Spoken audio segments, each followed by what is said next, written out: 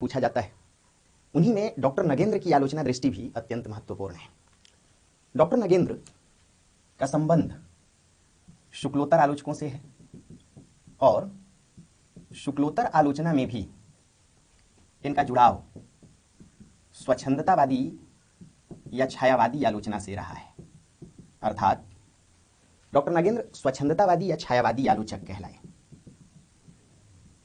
दोस्तों, जैसा कि हम लोग जान चुके हैं कि स्वच्छंदतावादी या छायावादी आलोचकों ने दो मुख्य कार्य किए।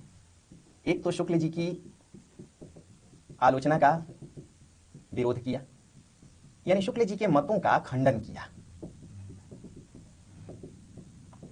और दूसरा काम आचार्य शुक्ल ने जिस छायावाद को एक प्रकार से अपनी आलोचना दृष्टि के द्वारा, अपने तर्कों के द्वारा पलायनवादी धारा बता दिया था। किसने बताया था? शुक्ल जी ने, आचार्य शुक्ल ने। तो दूसरा काम डॉक्टर नगेंद्र ने स्वच्छंदतावादी आलोचक की हैसियत से छायावाद की प्राण प्रतिष्ठा करने की कोशिश की, यानी उनका दूसरा काम छायावाद की प्रतिष्ठा के रूप में देखा जा सकता है।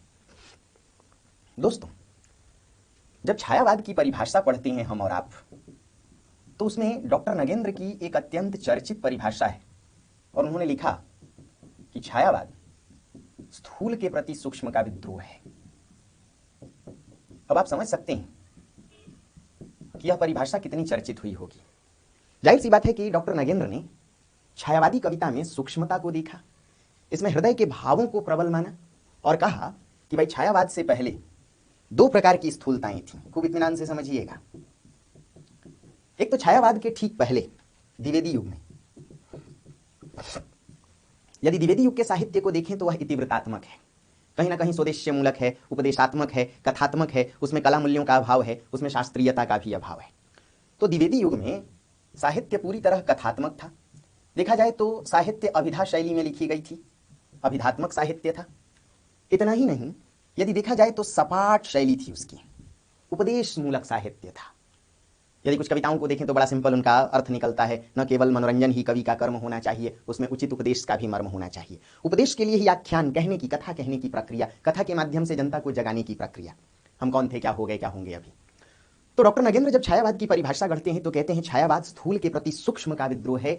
जाहिर सी बात है कि छायावाद के पहले एक तरफ द्विवेदी युग है, द्विवेदी युग का साहित्य कथात्मक है, अभिधात्मक है, सपाट है, उपदेशात्मक है, उसमें आख्यान मूलकता है, उसमें पौराणिक कथाओं को आधार बनाकर फिर से अभिधात्मक रचना रचने की परंपरा है। इसलिए डॉक्टर नगेंद्र को नजर आया कि यह स्थूल साहित्य है, इसमें कलात्मकता की कमी है, शास्त्रीयता का इसमें अभाव है। दूसरी तरफ उन्होंने स्थूलता को देखने की कोशिश की रीतिकाल में, और जाहिर सी बात है कि कहीं ना कहीं देखा कि रीतिकालीन साहित्य भी स्थूल रहा है, मांसल रहा है, शरीर के अंगों प्रत्यंगों का ही, स्थूल अंगों का ही चित्रण है, यानी स्थूलता रही है। ऐहिक मूलक चित्रण है, श्रृंगारिक चित्रण है, अंग प्रत्यंगों का अंग शोभा वर्णन है, वेशभूषा चित्रण है। किंतु छायावाद की बात करें तो रीतिकाल की स्थूलता की जगह, यानी शारीरिक मांसल चित्रण की जगह, छायावादी कवियों ने मन का चित्रण किया। मन को सूक्ष्म भावों के लिए जाना जाता है, इसलिए छायावादी कविताओं में देखेंगे तो कहीं प्रसाद मन की बात कर रहे हैं, कहीं मन के भावों की चर्चा के लिए ही कामायनी लिख रहे थे, चिंता, आशा, लज्जा, ये सभी मन के भाव हैं। तो कहीं निराला की बात करें तो निराला भी राम की शक्ति पूजा में राम के मन के भावों को ही पकड़ने की कोशिश कर रहे थे। अर्थात डॉक्टर नगेंद्र ने माना कि छायावाद स्थूल के प्रति विद्रोह है। एक तरफ इसकी रचनाएं, छायावाद की रचनाएं अभिधात्मक स्थूलता के विरोध में हैं, छायावाद की कविताएं कहीं ना कहीं लाक्षणिक हैं, प्रतीकात्मक हैं, रहस्यात्मक हैं, उनके भावों में सूक्ष्मता है, जबकि द्विवेदी युग की कविताएं सपाट थीं, सहज थीं, अभिधात्मक थीं, कला मूल्यों का अभाव था, अर्थात स्थूलता थी। दोस्तों, इसीलिए यह माना गया कि डॉक्टर नगेंद्र आलोचना की शैली में छायावादी आलोचक रहे या स्वच्छंदतावादी आलोचक। अन्य छायावादी आलोचकों की तरह उन्होंने भी दो मुख्य कार्य किए, एक तो शुक्ल जी की मान्यताओं का विरोध किया, दूसरा काम छायावाद की प्राण प्रतिष्ठा की। दोस्तों, डॉक्टर नगेंद्र भी रसवादी आलोचक कहलाए। कैसे आलोचक कहलाए? रसवादी आलोचक। अब आप कहेंगे कि फिर शुक्ल जी से विरोध कैसा, क्योंकि शुक्ल जी भी कहीं ना कहीं रसवादी आलोचक ही थे। तो बात को समझने लायक है कि शुक्ल जी का रसवाद और डॉक्टर नगेंद्र के रसवाद में अंतर रहा है। आचार्य शुक्ल ने यह माना था कि रस आनंद नहीं, अनुभूति का विषय है। रस किसका विषय है? यानी डॉक्टर नगेंद्र भी रसवादी आलोचक हैं। जिस प्रकार शुक्ल जी ने माना था कि रस साहित्य की आत्मा है, कहीं ना कहीं डॉक्टर नगेंद्र भी रस को साहित्य में केंद्रीय तत्व के रूप में देखते थे। किंतु डॉक्टर नगेंद्र ने यह माना कि रस आनंद का ही विषय है, रस का काम आनंद ही उत्पन्न करना है। इसलिए आप देखेंगे कि छायावादी रचनाओं की आलोचना में कहीं ना कहीं आप देखेंगे कि कामायनी पर उन्होंने स्वतंत्र आलोचना की, और कामायनी में जिस रस को उन्होंने तलाशने की कोशिश की उसे शांत रस का नाम दिया, और यह कहा कि कामायनी में आनंदवाद की स्थापना है। यानी शुक्ल जी रस को आनंद का विषय मानते थे। दोस्तों, रस से ही जोड़कर डॉक्टर नागेंद्र ने साधारणीकरण को स्वीकार किया, लेकिन इस स्तर पर भी शुक्ल जी से उनका विरोध था। आचार्य शुक्ल ने यह माना कि साधारणीकरण में पाठकों की अनुभूति का साधारणीकरण होता है, लेकिन डॉक्टर नागेंद्र ने अपनी राय दी कि पाठक की अनुभूति का साधारणीकरण तो हो ही नहीं सकता, बल्कि कवि की अनुभूति का साधारणीकरण होता है। किसका साधारणीकरण होता है? कवि की अनुभूति का। क्यों? क्योंकि यह कवि के ऊपर निर्भर करता है, रचनाकार के ऊपर निर्भर करता है कि वह किस पात्र से कैसी अनुभूति को पाठकों से जोड़े। क्यों? क्योंकि उन्होंने उदाहरण दिया, डॉक्टर नागेंद्र ने कहा कि दो रचनाओं को लेते हैं। एक तरफ रामचरितमानस, तुलसी की रचना। रामचरितमानस में यह तुलसीदास की महानता है, या यह तुलसीदास का प्रयास है कि तुलसीदास के कारण पाठक राम और लक्ष्मण के प्रति सहानुभूतिशील नजर आते हैं, किंतु रावण और मेघनाद के प्रति उनके मन में घृणा का भाव है। लेकिन इसी डॉक्टर नागेंद्र ने एक रचना का नाम लिया मेघनाद वध। मेघनाद वध माइकल मधुसूदन दत्त की रचना है, मधुसूदन दत्त की रचना। और तब कहा कि यदि इस रचना को आप देखें तो मधुसूदन दत्त यानी कवि की अनुभूति का साधारणीकरण कुछ इस प्रकार हुआ है कि इसमें पाठक अनायास ही इस रचना को पढ़ते ही मेघनाद के प्रति सहानुभूतिशील नजर आने लगता है, और कहीं ना कहीं राम और लक्ष्मण के प्रति उसके मन में एक घृणा का भाव उत्पन्न होता है। अर्थात जैसी सहानुभूति पाठक इस रचना में मेघनाद के प्रति महसूस करते हैं, वैसी सहानुभूति राम लक्ष्मण के प्रति नहीं, और तुलसी की रचना रामचरितमानस में जो सहानुभूति राम और लक्ष्मण के प्रति पाठकों में है, वैसी सहानुभूति मेघनाद रावण के प्रति नहीं। अर्थात एक कवि की जो अनुभूतियां हैं, कवि अपनी ही अनुभूतियों को पाठकों में ट्रांसफर करता है, रूपांतरित करता है। इसीलिए यह माना गया, या डॉक्टर नागेंद्र की आलोचना दृष्टि इस बात पर अटल है कि कवि की अनुभूति का ही साधारणीकरण होता है। दोस्तों, हमने देखा कि डॉक्टर नागेंद्र छायावादी आलोचक हैं, छायावाद की उन्होंने एक प्रकार से प्राण प्रतिष्ठा की। हमने यह भी देखा कि शुक्ल जी से अलग थलग उन्होंने साधारणीकरण के विषय में अपना तर्क दिया। शुक्ल जी की तरह डॉक्टर नागेंद्र भी रसवादी आलोचक हैं, किंतु उनका रसवाद अनुभूति का विषय नहीं बल्कि आनंद का विषय है। रीतिकालीन कविता को आचार्य शुक्ल ने पूरी तरह घेरने की कोशिश की, लेकिन डॉक्टर नागेंद्र ने रीतिकाल पर भी स्वतंत्र पुस्तक की रचना की, और यह माना कि रीतिकाल में बेशक दरबारी परिवेश है, किंतु रीतिकाल में आनंद का अभाव नहीं है। अर्थात रीतिकालीन साहित्य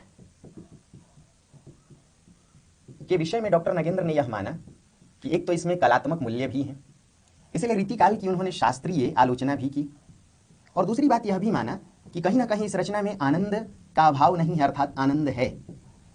और तीसरी बात, उन्होंने रीतिकाल की उपेक्षा इस स्तर पर भी नहीं की कि रीतिकाल को यह मान लेना कि पूरी तरह सामंती है उचित नहीं। उनका तर्क था कि रीतिकाल में जो श्रृंगारिकता है या जो रीतिकाल में कामुकता है, उसके पीछे सामंत जिम्मेदार नहीं थे। श्रृंगारिकता और कामुकता सामंती न होकर डॉक्टर नागेंद्र के शब्दों में यह तो जनता से जुड़ी हुई थी, तभी तो जनता काम विभोर होकर नारी के अंगों में मुंह छिपाने को उत्सुक थी। यानी उस काल के परिवेश में देखा जाए तो श्रृंगारिकता, कामुकता या भोग विलास जैसी प्रवृत्तियां जनता से जुड़ी हुई थी। और कहीं ना कहीं यहां आकर के फिर शुक्ल जी के विरोध में खड़े नजर आते हैं कि शुक्ल जी ने तो कहा था कि भाई साहित्य जनता की चित्तवृत्ति का संचित प्रतिबिंब है, तो फिर रीतिकाल में श्रृंगारिकता को उन्होंने सामंती परिवेश से क्यों जोड़ने की कोशिश की। इसलिए डॉक्टर नागेंद्र कहते हैं कि रीतिकाल की जो श्रृंगारिकता है, जो कामुकता है, या एक प्रकार की जो अश्लीलता है, उसका जुड़ाव जनता से था, ना कि उसे पूरी तरह सामंती मान करके साहित्य की उपेक्षा की जाए। दोस्तों, डॉक्टर नागेंद्र भी आचार्य नंद दुलारे वाजपेयी की तरह समन्वयवादी आलोचक कहलाए। जाहिर सी बात है कि डॉक्टर नागेंद्र का समन्वयवाद कहीं ना कहीं आचार्य नंद दुलारे वाजपेयी की तरह ही मिलता जुलता है। उन्हें समन्वयवादी आलोचक, डॉक्टर नागेंद्र को समन्वयवादी आलोचक इस अर्थ में कहा गया क्योंकि उन्होंने एक तरफ व्यक्ति की अनुभूतियों को महत्व दिया।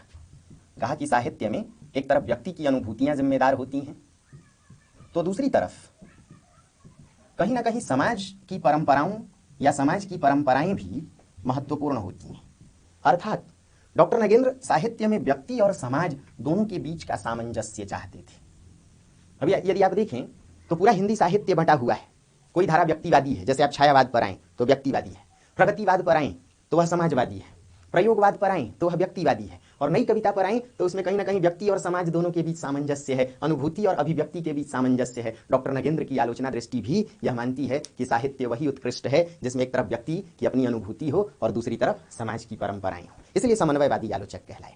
दोस्तों, डॉक्टर नगेंद्र की आलोचना दृष्टि आत्मा की पीड़ा को महत्व देती है, अर्थात कहीं ना कहीं उन्होंने माना कि व्यक्ति अपनी आंतरिक सच्चाइयों को, व्यक्ति एक प्रकार से देखें तो मनोविश्लेषणवाद की उत्पत्ति यहीं से होती है कि व्यक्ति अपने भीतर छिपे हुए आंतरिक भावों को साहित्य में उद्घाटित करे, जो उसने महसूस किया है, जो व्यक्ति की अनुभूतियां हैं, जो उसकी पीड़ा है, जो उसकी वेदना है, उसे वह साहित्य में उभारे। देखा जाए तो पूरे साहित्य, पूरे छायावादी साहित्य में पीड़ावाद है, वेदनावाद है, मय शैली है। चाहे निराला हूं, चाहे प्रसाद हूं, चाहे पंत, चाहे महादेवी वर्मा, मैंने मय शैली अपनाई, देखा एक दुखी जन भाई। आप कहीं भी देखिए, मैं नीर भरी दुख की बदली, या निराला लिखते हैं दुख ही जीवन की कथा रही। अर्थात डॉक्टर नगेंद्र एक छायावादी आलोचक होने की हैसियत से कहीं ना कहीं मानते हैं कि आत्मा की पीड़ा महत्वपूर्ण है, ना कि साहित्य में किसी वाद को या किसी विचारधारा को ध्यान में रख करके साहित्य की रचना की जाए। विचारधारा या वाद के आधार पर साहित्य की रचना को डॉक्टर नगेंद्र श्रेष्ठ नहीं मानते थे। जहां उन्होंने देखा कि प्रेमचंद ने कहीं ना कहीं मार्क्सवाद को ध्यान में रखकर, एक विचारधारा को ध्यान में रखकर शोषित पीड़ित मानवता की साहित्य लिख रहे थे, तो लगने लगा कि प्रेमचंद का साहित्य भी वाद से जुड़ गया है, एक प्रकार स्वदेश्य मूलक साहित्य हो गया है। डॉक्टर नगेंद्र भी स्वदेश्य मूलकता के घोर विरोधी थे। प्रेमचंद के साहित्य को नंदुलारे वाजपेयी की तरह डॉक्टर नगेंद्र ने भी दोयम दर्जे का साहित्य कहा, क्योंकि उन्होंने यह तर्क रखा कि इसमें आत्मा की पीड़ा नहीं है, व्यक्ति की अनुभूतियां नहीं है, बल्कि एक विचारधारा है, एक स्वदेश्य मूलक साहित्य है। और दोस्तों, इतना ही नहीं, छायावादी आलोचक होकर के कहीं ना कहीं डॉक्टर नगेंद्र छायावाद में भी पंत को श्रेष्ठ रचनाकार मानते थे।